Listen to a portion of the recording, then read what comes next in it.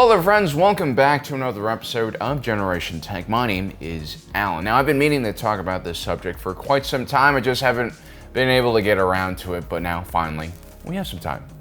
You see, in the first episode of Ahsoka, on Lothal, while Sabine Wren is trying to run away from her ceremonial duties on a speeder bike, a pair of very slick-looking starfighters begin to shadow her and attempt to even stop her. For fans of Legends, this was probably a very cool moment. Most people probably thought, well, this is just another variant of the X-Wing. 2 less thrusters, 2 less S-foils, maybe a shorter body overall. But no, it's actually a completely different fighter platform, and it's one that's been around for quite some time in the expanded universe. It's the E7 Ewing multi-role starfighter from FrieTek Incorporated. So if you're actually in that group whose first reaction is, oh, this just looks like a smaller X-Wing, you're not that far off. In my opinion, the E-Wing is the spiritual successor to the X-Wing platform. Whereas the T-70 and T-85 X-Wings are basically just updated versions of the original T-65B X-Wing,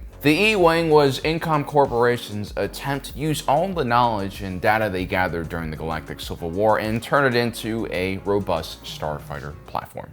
Before we continue, a quick word from our sponsor for today's video, Raid Shadow Legends. It's a premier free-to-play RPG available now for your mobile devices. This game is all about building the best team of heroes you possibly can from a roster of over 800 unique champions, and then testing those champions through a series of PvE and PvP battles. Raid is constantly evolving just like its champions. That means new content and features are always being added. For example, Raid just added a whole new tier of levels for their champions, the mythical level. What makes them more powerful than a legendary champion? Well, it's their ability to metamorph. For example, if you think this mythical hero is just some fragile wood elf, surprise, he can actually pilot a tree mech suit. I'm not even gonna lie, that's really cool character design. Mythical champions are basically 2 heroes in one body, and their different forms changes their playstyle drastically. You can have a character that's a mage class in one form and a tank in another. Raid also has some awesome free giveaways for Halloween. Simply download Raid Shadow Legends, copy your in-game player ID, and venture to the haunted graveyard and dig up some awesome real-life prizes ranging from new epic and legendary Halloween-themed heroes to even Amazon gift cards valued up to $2,000. Plus, if you log in 7 days in a row from now until October 23rd, you can get the legendary champion Sun Wukong, otherwise known as the Monkey King, which is a really popular character from Chinese folklore. Plus, you guys can scan my QR code or hit my link in the description down below to get even more bonuses, like the epic champion Talia, and a pack of other useful things like energy refills, skill tomes, and XP boosters. And as always, guys, thank you for your patience. On to the rest of the video.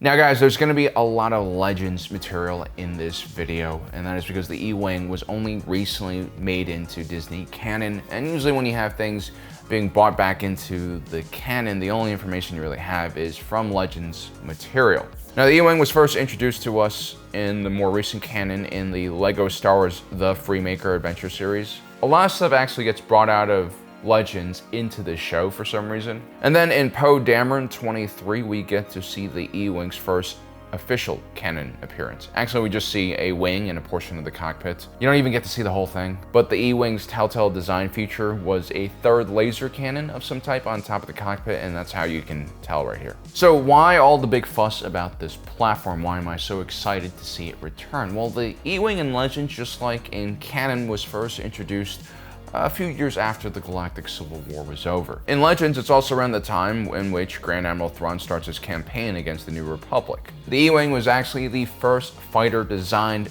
specifically for the New Republic post-Galactic Civil War. While it looks like a smaller escort starfighter, it was actually designed to be as proficient or better than the X-Wing series and completely replace it. Now, FrieTek Incorporated was a relatively new starship manufacturer, but after the war ended, they actually bought all of the pieces of Incom Corporation that survived the war and Imperial control. Incom Corporation, of course, is the famous design house behind the Z-95 Headhunter, the ARC-170 Starfighter, and the X-Wing series. When the Empire rose to power, one of Palpatine's main goals was to scale up military production in the galaxy by essentially nationalizing companies like Incom. While some corporations enjoyed the boost in support and subsidies, Incom Corporation's entire main design and engineering team would defect to the rebellion. They would actually bring along with them the blueprints for the prototype of what would eventually be known as the T-65B X-Wing. And it was a game changer for the Rebellion. It definitely gave them an edge in the earlier years of the war. Now, Incom Corporation was always known for its very thorough and flexible designs. Most of the fighters they made were multi-purpose and built with plenty of safety features, defenses, and redundant essential systems. The ARC 170 is still one of the finest reconnaissance craft ever designed. Sure, it might not have fared well in one-on-one dogfights with smaller interceptors, but for the role it was built for, it was sort of perfect. But under Imperial rule, Incom Corporation's tendency to over-engineer and focus on quality over quantity clashed with the Empire's mentality to develop a low-cost short-range interceptor that wouldn't even be equipped with shields or hyperdrives. But Incom Corporation, beneath Imperial rule, was a completely different company. Those who stayed on, or those who were newly hired, had a completely different design philosophy compared to the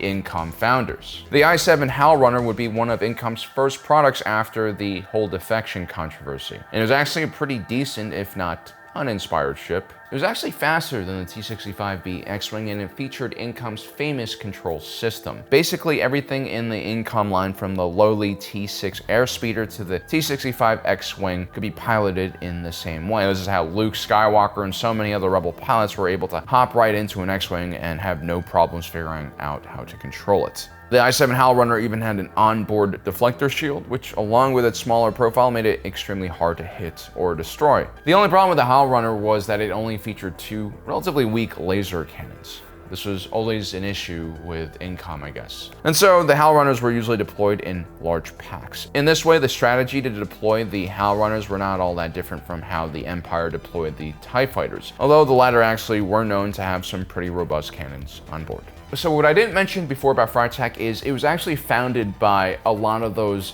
designers and engineers who defected from Incom Corporation. And I guess they made a lot of investments in the Rebel Alliance pretty early on, and so they got rewarded once the Galactic Empire collapsed. They got their right to basically purchase and buy all those pieces of Incom Corporation.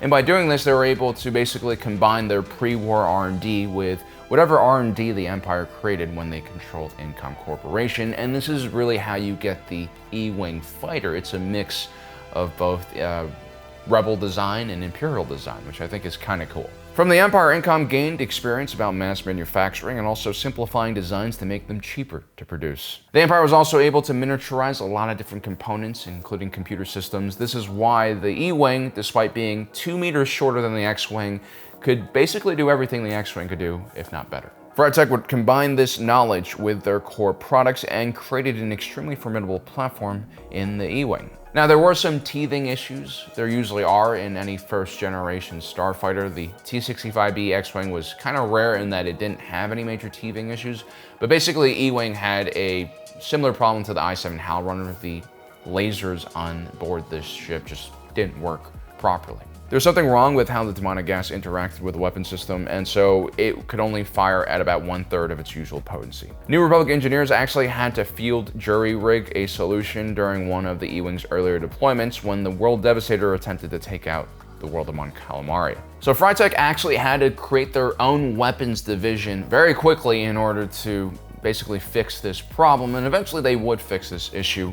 Now, the E-Wing would have 2 wingtip laser cannons, but they also usually had a dorsal mounted laser cannon, which is on top of the cockpit. Pilots had to set converge points for these weapons depending on the range of their targets. It should be noted that in the new cannon version of the E-Wing, the 3rd cannon on top of the cockpit is missing.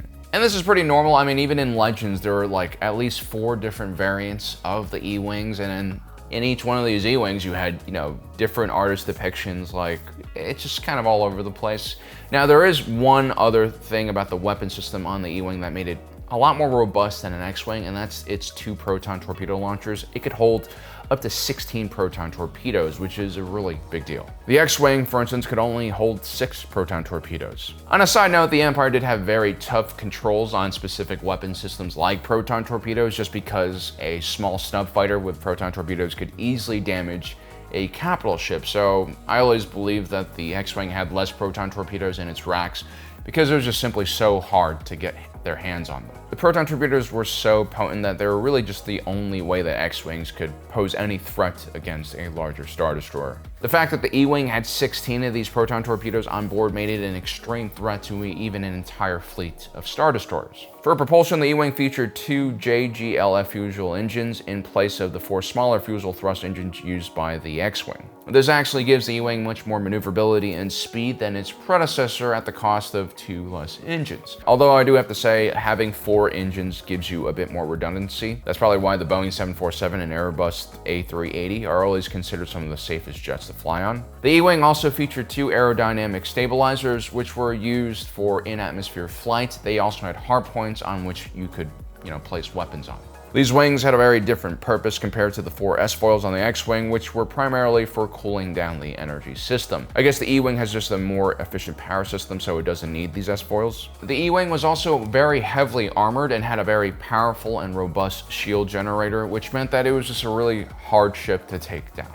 Now, the E-Wing also had one interesting design feature, which was a completely enclosed slot for its astromech. Unlike all previous designs, which made the astromech stick out of the ship, making it vulnerable to shrapnel, space debris, and direct fire, the E-Wing's enclosed astromech slot made a lot of sense, but it also gave the pilot a lot of limitations. You see, this slot was not compatible with older astromechs like the R2 or R5 series, and instead only worked on the R7 astromech unit, which was being purpose-built for the E-Wing by Industrial Automaton. Don't you love it when 2 corporations come together and design a new product which has all proprietary connections, so you have to buy their product?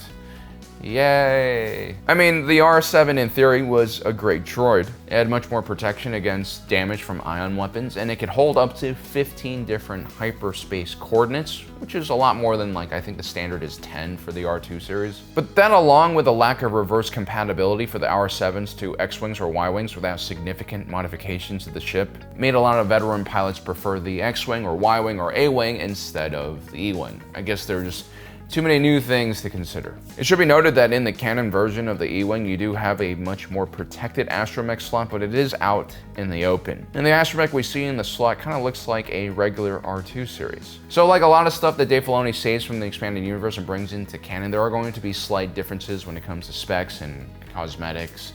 I guess that's the price you pay for seeing some of your, past childhood memory and lore get brought back into the canon. Now, the E-Wing would continue serving against the New Republican legends, against Thrawn, against Palpatine's Dark Empire, and even against the Yuzang Vong. The ship would continue to mature and upgrade until it became a very elite system. Now, seeing it in the current New Republic canon is very exciting. It'll be interesting to see how much of this E-Wing we'll see in action. It's only about 4 to 6 years after the Galactic Civil War ended, and so there's still plenty of X-Wings and A-Wings flying around. The E-Wing we see on Lothal most likely is still being tested and adapted to the New Republic Defense Fleet. This is probably why these E-Wings aren't getting deployed to the frontline units just yet. Some higher-ups have to better understand this platform and develop the proper fighter doctrine for them. But this shows us that the New Republic, despite its more pacifist tendencies, is ramping up military design and production in some ways. They also designed the New Republic Cruiser, which we talked about quite a lot in previous videos. It actually has 4 different hangar bays, which allows for quicker launch and retrieval of its ships. I really like the fact that the New Republic is using more carriers rather than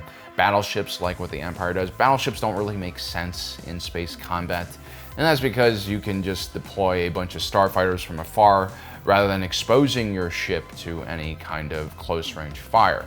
I mean, these kind of exchanges where you have turbo lasers hitting each other from a few miles away from each other is just a lose-lose situation. No one really wants to get involved in that kind of battle. And the E-Wing's smaller size makes it a great replacement for both the A-Wing and X-Wing. You might even be able to fit more in these hangars because of its smaller size. Also, if you get rid of 2 platforms and you replace it with 1, you're also replacing 2 completely different logistic chains and maintenance chains with just 1, which also saves space. And you also need less pilots because you don't need specific pilots for specific platforms. There's actually a diary from Mon Mothma during the war, and she talks a lot about the complexity of having so many different starfighters from different places. Basically, all the Rebel pilots had a cross-train, and they weren't really specialized in one starfighter or another, which I really think hurt their overall performance. And so adopting an E-Wing as a replacement for other platforms is very similar to the Empire's strategy of replacing almost everything with a TIE series. I wonder if this means for the time being that the New Republic will actually focus on expanding and streamlining its fleet. After all, the hodgepodge of donated and stolen vessels that the Rebel Alliance stitched together are going to cause more and more logistics and maintenance issues as these platforms get older and become harder and harder to maintain. Sometimes, believe it or not, designing more expensive and advanced fighter platforms does decrease costs in significant ways. It will be interesting to see what kind of design changes were made for the E-Wing in canon. It seems like for now it will be flying alongside many different legacy models like the X-Wing and the A-Wing. It's just only a few years after the war, so I don't see the New Republic destroying these platforms just yet. But I'm kind of worried that the New Republic will follow the Old Republic tendency to reserve the best military assets for the core of the galaxy, where they don't really need it that much, and give the actual units that engage in combat in the Outer Rim the older stuff. I have a feeling someone as brash and politically incorrect as Carson Teva or Harrison Dula will actually never get their hands on the E-Wing and instead have to rely on the trusty old T-65B X-Wing. This kind of reminds me of what the Resistance has to go through in the future. I mean, their pilots still had to fly the older T-65B and T-70 models, and the useless New Republic Defense Fleet were in their advanced T-85s and still getting smoked by the First Order. Hopefully the E-Wing won't be another sign of core world elitism and will actually develop into a serious fighter for the New Republic in the coming wars against Thrawn, if that actually happens. Well guys, I hope you enjoyed today's episode. Don't forget to subscribe and hit that notification button down below so you don't miss out on the rest of our awesome content. As usual, my name is Alan, reminding you that my allegiance is to the Republic, to democracy,